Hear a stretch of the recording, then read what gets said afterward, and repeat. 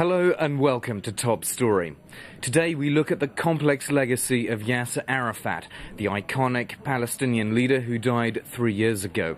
Dominating the political scene for 40 years, he transformed himself from a guerrilla fighter into an elected president, sharing the Nobel Peace Prize in 1994. Palestinians can thank him for putting their quest for statehood firmly into the world's focus. But his tactic of playing rivals off against each other has left bitter divisions in his wake. His sprawling security services are still feuding, and the corruption that flourished in his Palestinian Authority powered the rise of Hamas. It now controls a mini-state in Gaza, making a unified, democratic and independent nation seem like a far-off dream.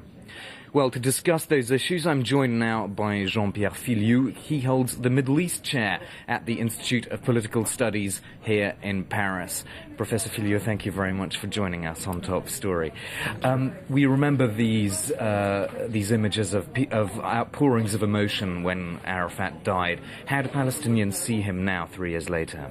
Well, we could see yesterday how emotional was still his memory and how celebrated was his legacy, not only in Ramallah, where President Abbas had a formal inauguration of his mausoleum, next to the place where he was besieged by the Israeli army during his last years of life, but also in Gaza, where you had spontaneous demonstration.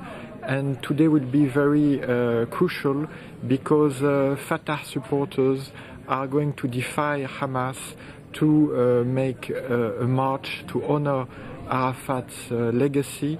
And my guess is that Hamas will let it go because even Hamas leaders cannot confront such an iconic figure and such a symbol of Palestinian nationalism. Is there more willingness now to criticize his shortcomings in the West Bank, where obviously Fatah is still powerful, at least on paper? Well, now the critics are drawn against Fatah, against his own party. But his image as a national leader, as a guerrilla leader, as a founder of Fatah and the PLO is quite safe from that. So there is a disconnection between the two. What was your feeling about his legacy? I mean, you're someone who's traveled to the West Bank before. You've been to Gaza as well. Yes, I first met Yasser Arafat in 1980 in southern Lebanon, in Palestinian refugee camp. I was doing humanitarian work. And I met him repeatedly during all these years until the end in 2004. And he was always very close to the people. Some kind of a grassroots leader. He was a refugee of 48, but he was a man of 67. He wanted badly the Palestinians to come back to the land that were occupied in 67 and to close once and for all the dossier of the refugees of 48. And how is this going to play in the future now? I mean, he did create this consensus where every Palestinian leader, including Abbas, now has to talk about refugees, borders and Jerusalem in any peace negotiations. How's that going to play in these talks in Annapolis in the US? Well, the whole idea is to have the final status at last being defined, because we have been going from one interim agreement to another since the Oslo Agreement in 1993, who established the Palestinian National Authority, Arafat being the first president and Abbas being now the head of this mini-state, but it has to be a formal state. And this is what the Palestinians are longing for, and this is what also President Bush pledged commitment to achieve before the end of his mandate. But until now, Israel has not accepted the principle of a Palestinian state.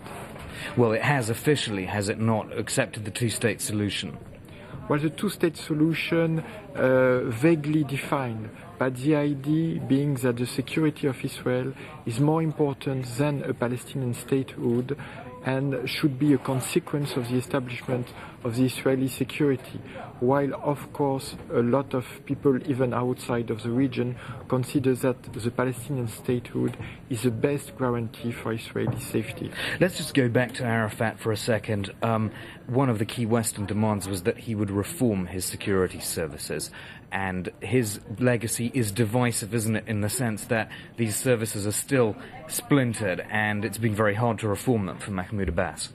Well, they were not only splintered, but they were crushed repeatedly by the Israeli army during the repression of the Second Intifada, especially after 2002.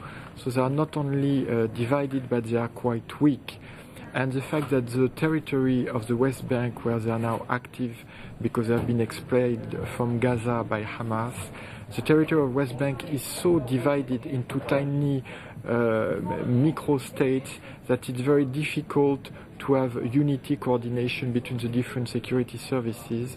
And the militias, like the Al-Aqsa Brigades or other, are very often and very sadly running the show and racketing the population and exerting their arbitrary domination over the Palestinian people. So Abbas obviously finds himself with similar dilemmas, that the overall situation is very hard to escape those divisions.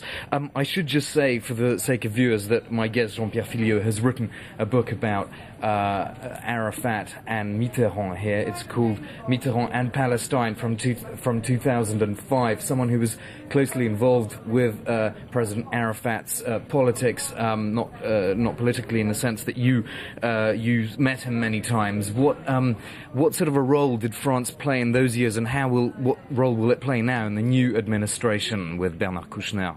Well, if Arafat could go back to the West Bank in '93, it is basically because France saved him twice from the Israeli army in '82, from the Syrian army in '83.